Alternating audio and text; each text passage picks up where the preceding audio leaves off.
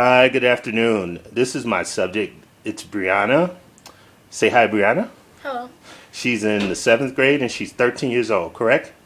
No, I'm 12. You 12? Okay. She's in the seventh grade and she's 12-year old. See how smart she is? Okay, I'm going to ask you this list of questions. Ready? Yes. How do you feel about school?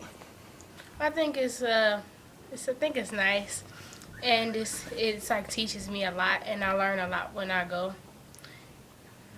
Cool. What would you like to do when you become an adult?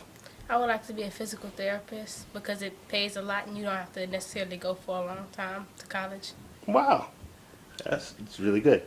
Have you ever been bullied or have you ever bullied anyone else? No, nobody bothers me, and I don't bother anybody else. Nice. Wonderful. What is the one thing you would like to tell your mom about yourself that she doesn't already know? It's nothing, nothing. You don't have anything? No secrets whatsoever? Cool. What type of music do you like the most? I like I like a little bit of everything, but mostly alternative. Me too. What does friendship mean to you? It means somebody who's gonna always be there for you, and you will always be there for them too. And there will never be nobody. There's never gonna be any distrust, or else it's not a real friendship. Truly. What is your happiest memory so far? Hmm. My happiest memory. I don't know. I just like. Hmm. I don't know. Just like just being with my mom, and hanging out with my mom and stuff like That's cool. What is your favorite book or book series?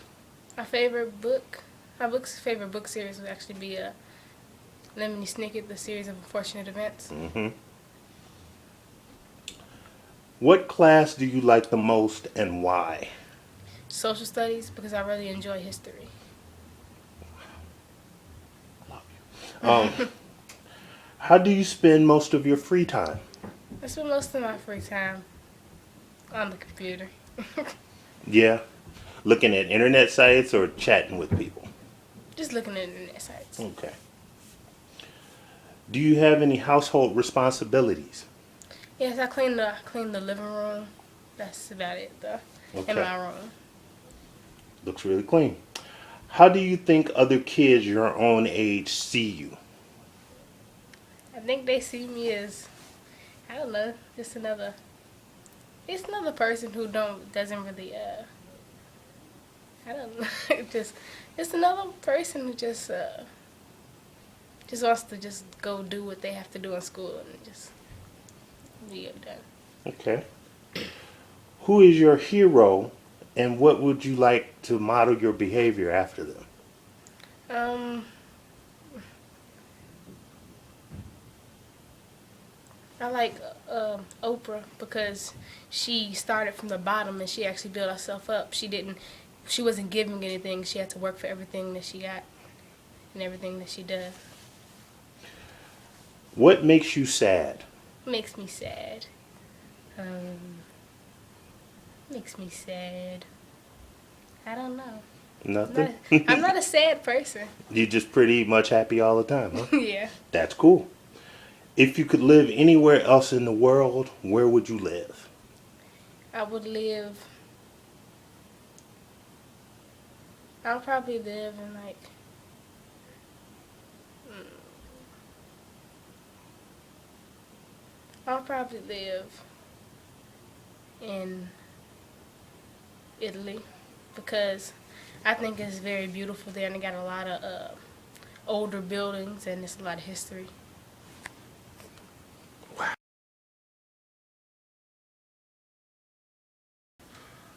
Hi, this is my subject. His name is Maximilian. Hi, Max, say hi. Hi.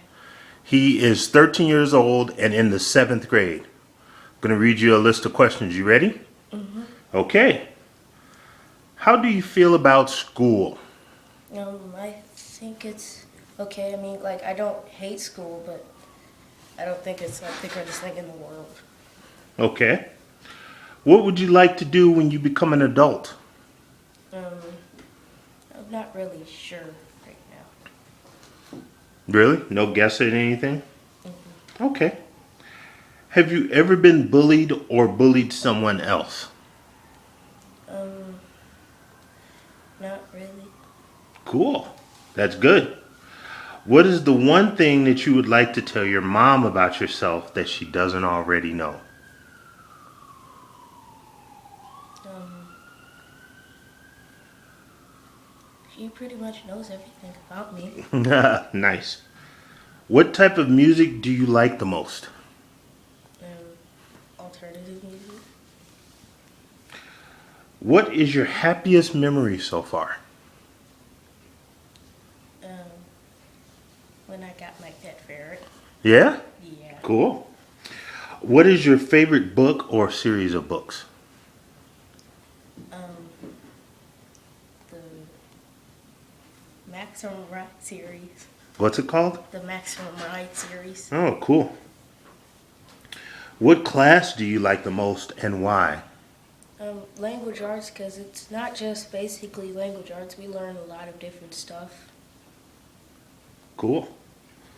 How do you spend most of your free time? Talking to my friends on the phone, and playing games. Playing what? Games. Oh, cool. Video games, you mean? Yeah. Do you have any household responsibilities? Yes, to feed my pet ferret. How do you think other kids your own age see you or think of you as a person? I think they think I'm smart and funny. Who is your hero or who would you like to model some of your behavior after? My dad. What makes you sad? Um, when somebody is mean to me or my family. If you could live anywhere else in the world, where would it be? Mm, somewhere near a lake. Okay. Thank you very much. You're welcome.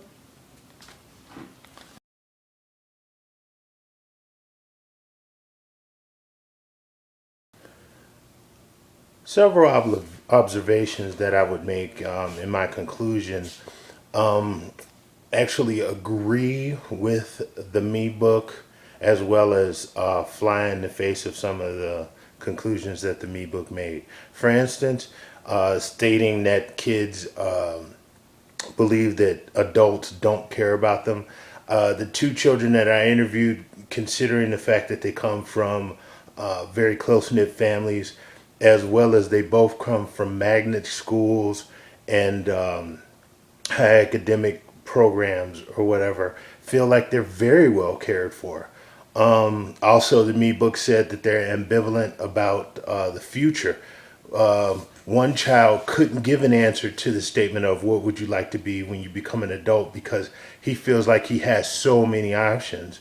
That's what I talked to him about after the fact when he couldn't answer the question.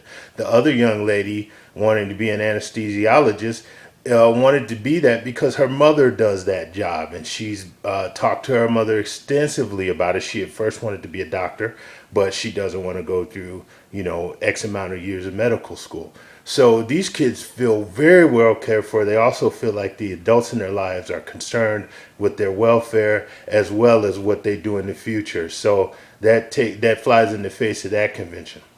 The other one about kids being very fragile. A couple of the answers were fly it in the face of that or confirmed that the one young man said that the thing that bothered him the most was when people made fun of him or made fun of any family member, showing that a great depth of caring about the issues about what other people say about him and so on and so forth.